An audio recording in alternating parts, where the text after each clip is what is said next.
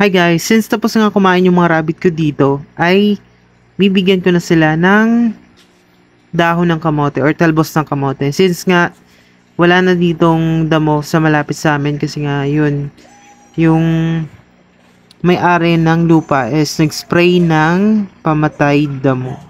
Tapos, syempre hindi naman natin pwede ipakain yun sa mga rabbit natin kasi pwede silang mamatay kasi nga lason yun.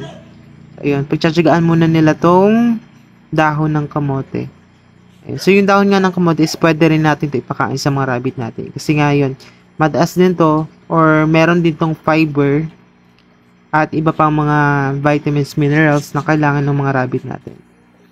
Ayun. So, mabuti na nga lang talaga is meron ditong tanim yung kapitbahay namin. Ayan. So, dito kami kumukuha ng pinapakain namin sa mga rabbit namin.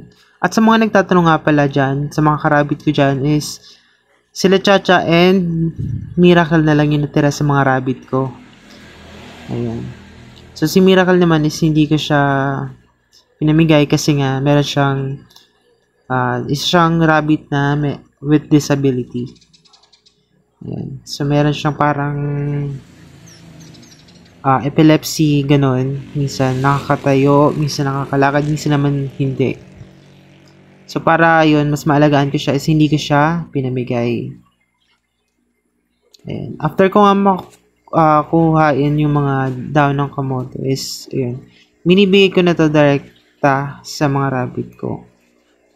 Pero kung hindi naman sana yung rabbit nyo kumain ng kamote is dapat wag nyo agad bibiglain guys para yun, iwasin natin na magtae yung mga rabbit natin. So, dahan-dahan lang.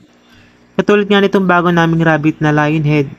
So, hindi ko siya binibigyan agad-agad ng sobrang daming dahon ng kamotes para maiwasan natin na mabigla yung bitukan nila. So, para maiwasan na rin yung pagtatae.